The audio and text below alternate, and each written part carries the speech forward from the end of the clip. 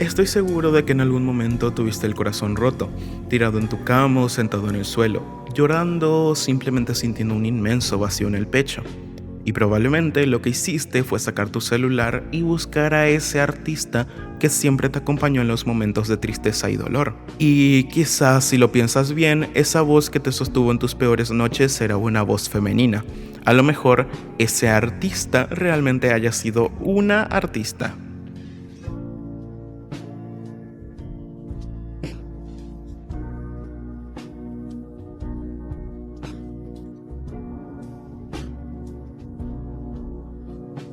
En más de una ocasión me ha tocado escuchar a personas decir, ¿qué sentido tiene la música triste cuando estás triste? Y bueno, estoy seguro de que también lo han escuchado. Y en parte me es inevitable pensar que esas personas no entienden la música como escape, o tal vez simplemente afrontan la tristeza de maneras diferentes. De igual manera, somos muchos los que nos aferramos a artistas o canciones que identifican nuestra realidad, y a veces incluso situaciones que son únicas para nosotros. Y bueno, pareciera que prácticamente fueron escritas por y para nosotros. La música triste no solo se trata de amor no correspondido, hay todo tipo de canciones, desde las que hablan del dolor, pérdida y hasta toxicidad familiar, otras que hablan del dolor de existir o de querer dejar de existir, y otras que muchas veces se convierten en el dolor más rítmico y animado, pero que no por eso deja de relatar y nos da un vistazo al abismo que atravesó quien la compuso. Por ejemplo, Rolling in the Deep de Adele o Back to Black de Amy Winehouse.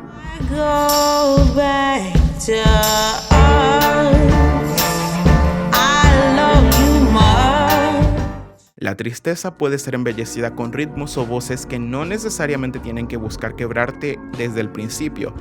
Pero a veces las canciones que escuchamos y sentimos personales no fueron escritas para nadie más y nada menos que las personas que nos cantan. Son canciones que parecen hablarte directamente, como si fueran escritas para ti y tu dolor, pero lo cierto es que muchas veces nacieron de la necesidad íntima del propio artista, escapar de lo que estaban viviendo. Muchas veces incluso plasmando experiencias en un storytelling directo como lo hace la artista Taylor Swift, que más que buscar cantar con versos, busca este ritmo speak singing, que es básicamente hablar más que cantar.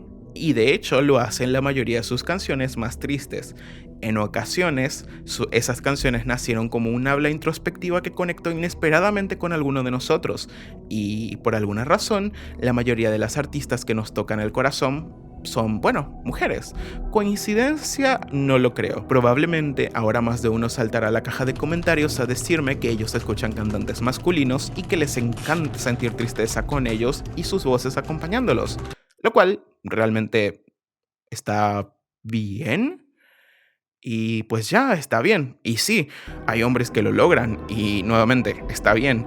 Y no los voy a pelear. Pero no me digan que no notan un patrón. Cuando hablamos de desgarrarnos el alma, las voces femeninas son las que más resuenan. Porque hablando de patrones, si me preguntaran por canciones para hundirse en la tristeza por un buen rato, probablemente les recomiende puras artistas femeninas. Y de manera inevitable nace la pregunta, ¿por qué nos es más fácil encontrar artistas femeninas que nos toquen el corazón? Para responder a eso, el filósofo y poeta Friedrich Nietzsche decía que del dolor nacía lo más bello y sublime. El arte como supervivencia para algunos poco familiarizados con lo que es la sensibilidad artística se puede llegar a ver y escuchar como algo exagerado. Pero Nietzsche decía que el arte era más una afirmación de vida. Y obvio, la música se convirtió en una de las formas principales en crear obras sublimes que nacen del dolor y trauma. Para ejemplos tenemos muchas artistas, como Mon Laferte, que realmente no tiene un molde casi nunca, es tan multifacética que en ocasiones puede convertir una experiencia dolorosa en arte dramático y exagerado, que funciona mucho más bien de lo que podríamos llegar a pensar. Pero también tenemos a la otra Mon Laferte, la que grita su dolor de manera literal al punto en el que llora en el escenario cada vez que le toca interpretar sus canciones más dolorosas.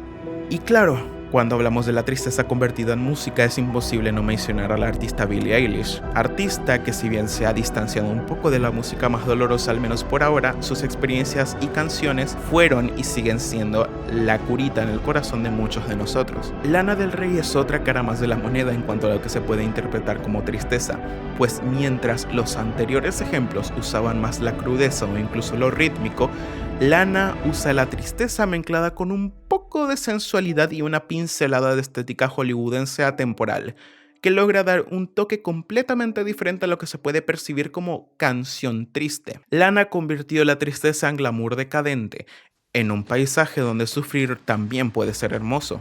Pero ¿siempre fue así?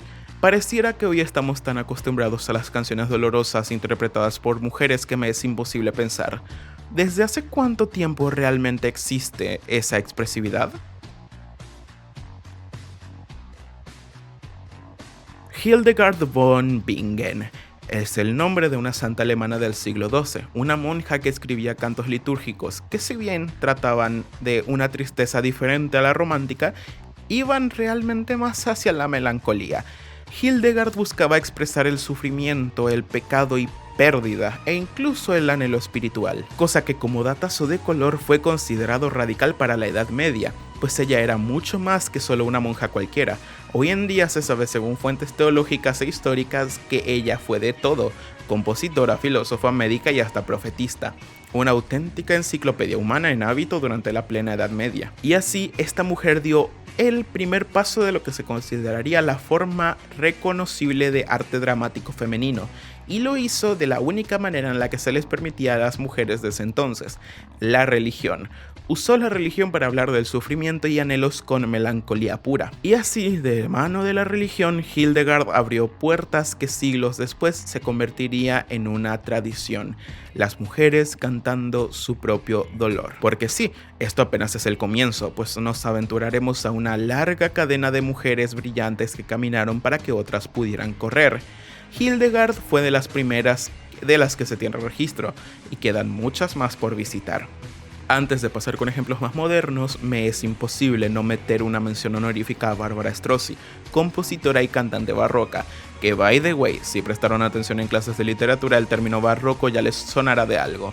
Pero en caso de que no, fue una época destacada por la exageración en términos tanto arquitectónicos como literarios. Para dejarlo más simple, pues fue una época realmente bastante compleja de explicar a nivel histórico, y no me voy a poner a darles una clase de media hora de época barroca. Pero eso es lo que tienen que saber. Y adivinen qué, las arias y cantatas de Bárbara exploraban el amor no correspondido, el dolor íntimo y la soledad, cosa que en siglo XVII fue criticada por hombres conservadores de época por ser demasiado emotiva. ¡Ay, Dios! Juro que investigando esto me dio coraje. Hazme el mentado favor. Nomás la menciono porque funciona como claro ejemplo de que incluso para ser una época como la barroca, donde todo era pues exagerado y dramático, la tachan de exagerada. Esto me hizo tenerle un odio y rabia a la sociedad de hace 4 siglos atrás, que es como... Pero bueno, ya sigamos. Y antes, les aviso que seguiremos sintiendo corajes por un buen rato, así que preparen esas amígdalas y tráiganse un paracetamol y un poquito de agua, ¿ok? Con los casos anteriores está más que claro que durante muchos años el dolor cantado por mujeres era simplemente invisibilizado. Y hablando de eso, ahora nos hundiremos en un pozo de ignorancia, intolerancia y hasta odio como lo era la Estados Unidos de los años 20. Porque sí, como señala Judith Butler, el dolor y la vulnerabilidad son políticos, por lo tanto hablar de arte es sinónimo de temas políticos, por más de que no nos guste, y más cuando tocamos el dolor y vulnerabilidad en temas generales. Y bueno, si el dolor y vulnerabilidad son temas políticos, ¿quién mejor para personificarlos en la música que alguien que sufrió y cantó desde el corazón mismo de la desigualdad? Y la respuesta es la emperatriz del blues. El blues de por sí era un género que era dolor hecho canción, y Bessie Smith lo llevó mucho más allá, volviéndolo un grito femenino, atravesado por el racismo y la pobreza. Sus pisadas dejaron marca, no solo en el blues, sino en toda la cultura afroamericana, pues la emperatriz del blues reafirmó lo que sería la música cantada desde el dolor, en un país en el que la gente era marginada por su raza, y abrió la puerta a la expresión del dolor desde la experiencia negra femenina. Y de hecho, después de ella vendrían más mujeres afroamericanas como Billie Holiday, que si bien sus pasos fueron acompañados del jazz y no del blues, es innegable que sus pasos, y también los de Bessie, fueron sólidos para demostrar que la industria musical podía abrirse al dolor femenino. Y bueno, si no lo hacía, ellas derrumbarían las puertas con sus voces para que todo el mundo las oiga. Billie Holiday es el claro ejemplo en su canción Strange Fruit de 1939, en donde transformó el dolor de toda la comunidad afroamericana para cantarla con trompetas e instrumentos clásicos del jazz, denunciando los linchamientos a personas de color en aquellas épocas tan oscuras de la historia estadounidense. Canción que de hecho fue tan polémica que intentaron censurarla por todos los medios posibles, porque como dije, era común censurar e insensibilizar a todos con respecto a la sensibilidad femenina, más si eras afroamericana y cometías el pecado de sentir demasiado. Pero afortunadamente sus dolores cantados no eran solo personales, sino colectivos, conectando con el mismo sentimiento que sentimos hoy en día con nuestras artistas favoritas, sentir que alguien canta lo que nosotros no podemos decir. Y de hecho, no hace falta irnos demasiado lejos para encontrar injusticias y dolor femenino cantado con glamour, pues Latinoamérica tiene un amplio catálogo de mujeres que se abrieron paso en sonidos que anteriormente solo les correspondía a los hombres. Por ejemplo, tenemos a la artista chilena Violeta Parra, que mezclaba la melancolía con un amor innegable por el territorio chileno. Y también puedo mencionar a Chabela Vargas, artista mexicana que fue de las primeras en atreverse a abrirse paso por los ritmos rancheros para convertir su voz rasgada y tristeza en autenticidad pura, llegando a convertirse en pionera al subvertir el género con puro dolor y rebeldía. Con los ejemplos anteriores me es imposible no recordar y a la vez conectarlo con la teoría de catarsis del filósofo Aristóteles, pues si bien la catarsis puede aplicarse a casi cualquier medio artístico, en el tema actual resalta con creces, pues la teoría de la catarsis habla de cómo el arte, más específicamente el trágico, puede convertirse en una forma de purgar las emociones que atosigaban corazón y mente.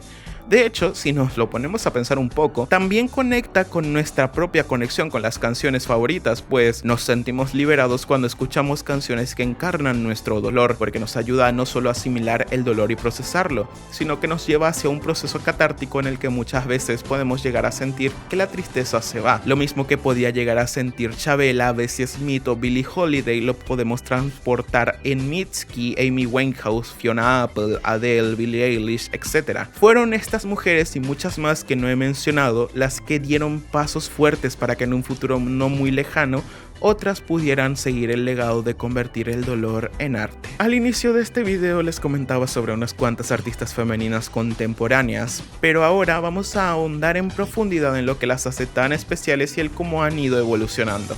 Volveremos a pisar el territorio latinoamericano con una de las mujeres más influyentes cuando se trata de mujeres cantando el dolor de forma real y cruda. La Gran Señora sería el apodo que se ganaría la cantautora Jenny Rivera, un emblema nacional de la música mexicana y del sonido sinaloense. Algo que tal vez no muchos saben es que en sus inicios a Jenny le costó muchísimo hacerse de un espacio, pues no solo cantaba regional mexicano, un ritmo que al igual que el ranchero era dominado por hombres casi en su totalidad, sino que también tenía muchas discográficas rechazándola porque simplemente no estaban interesados en la propia imagen de Jenny, por lo que de alguna manera se sentía como si nuestra gran señora se estuviera jugando el juego en modo difícil desde el inicio. Pero como dice el dicho, no hay mal que por bien no venga, pues dentro de las expectativas, incluso yendo a contracorriente, Jenny se hizo de un espacio que incluso después de la tragedia en la que perdió la vida hace ya muchos años, sigue siendo la voz del corazón de muchas mujeres latinoamericanas. Jenny en especial cantaba su dolor personal con un estilo que la caracterizaba desde sus primeros pasos, pues lo hacía con coraje, rabia, y la misma rabia con la que yo me quiero agarrar de los pelos a la gente que llamaba exagerada a Bárbara Strozzi. Jenny Rivera cantaba y escupía las cosas sin embellecerlas, con crudeza, encarnando la realidad que muchas mujeres latinas viven. Es por eso que el título de La Gran Señora le queda como anillo al dedo. Fue y sigue siendo la voz de lo que significa ser mujer en Latinoamérica. Hemos atravesado unos cuantos momentos históricos en este recorrido, pero ¿y cómo está la situación en la actualidad más reciente? Pues tan bien como medio mal. Para hacerlo y para explicarlo de mejor manera tenemos que visitar un caso tan doloroso como necesario. Amy Winehouse. Creo yo es el claro ejemplo de que cuando plasmas tu dolor y sufrimiento, a la vez estás entregando un puñal al mundo, uno tan afilado que podría acabar contigo sin que puedas controlarlo. Es bien sabido lo que el mundo y la industria le hizo a la cantautora británica. Su caso es conocido como uno de los que la época tuvo mucho que ver, pues no puedo evitar mirar con asco e impotencia el cómo las personas, curiosamente en su mayoría hombres, se burlaban de las adicciones y problemas del artista, que bueno, creo que ya estamos comenzando a notar el patrón, ¿verdad? Ay Dios, por lo menos algo que me consuela un poco es que Neil Patrick Harris, uno de los hueones que se burlaban a diestra y siniestra de Amy Winehouse, incluso burlándose de su deceso, está sufriendo las consecuencias, tanto que su carrera está prácticamente enterrada. Y bueno, la sufrió y faltan muchos otros, pero al menos las sufre, ¿saben? Cantar sobre el dolor, más cuando es casi anecdótico, es un arma de doble filo. Como lo dije antes, las artistas crean pero también ofrecen una puerta a destruirlas. Y también queda una pregunta más en el aire. ¿Qué ocurre cuando todo tu arte que gira en torno al dolor, bueno, ¿qué pasa cuando dejas de sentir dolor? Anteriormente mencioné por encima el storytelling de Taylor Swift. El storytelling es básicamente la forma en la que se cuenta una historia. Muchas veces puede ser simbólica, abierta a interpretaciones y en otras ocasiones es más directa. Pero al final de cuentas, como el nombre lo dice, no necesariamente tienen que ser historias reales, pueden ser creadas por imaginación, obviamente con emocionalidad por supuesto, pero siguen siendo historias, al final de cuentas. Y luego tenemos casos como los del artista Adele, quien ha dicho en numerosas ocasiones que ahora que se siente feliz y tiene una vida tranquila, le es mucho más difícil hacer canciones. Y es por eso que está en un retiro muy extenso, que ni siquiera se sabe si en algún momento va a volver a sacar música. Y eso también deja mucho en qué pensar, pues artistas como Adele han venido con la figura melancólica y dolorida, explotando su emocionalidad para el público. Pero en momentos en donde el dolor se acaba y es donde no hay mucho que decir. Otro clarísimo ejemplo es Billie Eilish, pues es bien sabido que ella sufrió durante mucho tiempo muchos problemas. Y bueno, mucha gente la criticó por el disco Hit Me Hard and Soft, por haberse alejado de la melancolía, el sentimentalismo que la caracterizaba e ir hacia otros ritmos y estéticas, cosa que bueno, debo de reconocer que el dolor en el arte musical se ha hecho complicado de comercializar, pues si eres un artista que canta músicas tristes, pues es difícil que te salgas de ese molde. Aún existen obviamente artistas como Mitski o Mon Laferte que se enfocan en un estilo diferente a simplemente plasmar sus experiencias de vida. Y bueno, lo hacen de manera más directa y hasta teatral. O Lana Del Rey con su estética más hollywoodense pero que mantiene una esencia del dolor cantado. Pero el dolor en la música es algo que vino para quedarse y su impacto es innegable, no solo porque tocó los corazones del público y llegó a abrir territorio para que mujeres con dolor y sufrimiento en sus corazones encuentren personas que conecten con ese mismo dolor. La próxima vez que escuches una canción triste, recuerda que probablemente estás escuchando el reflejo y el sentir de una persona que tal vez también necesitaba escapar de sus tormentos. Nunca estamos solos cuando escuchamos esas canciones. Es por eso que escuchamos para sentir, también para dejar de sentir. El dolor de ellas se convierte en el propulsor y anestesia para nuestros corazones. Espero que hayan disfrutado llegar hasta el final. Si te gusta mi contenido, puedes seguirme en TikTok, Instagram y Twitter. Y obvio, no te olvides de suscribirte, por favor. Y un pequeño like me ayudaría a llegar a mucha más gente. Estaré siendo activo en mis redes, probablemente. Y si este viaje por siglos de dolor femenino te hizo sentir algo, cuéntame, ¿cuál es esa artista que canta lo que no puedes decir? En mi caso diría que Adele, Lady Gaga incluso, no lo sé, tengo muchas. Así que si tú tienes varias, cuéntame cuáles son esas que te rompen el corazón. Y recomienda canciones, que siempre estoy dispuesto a escuchar nueva música, que tal vez podría llegar a ser mi siguiente obsesión. Así que eso, muchas gracias por ver hasta el final. Nos vemos.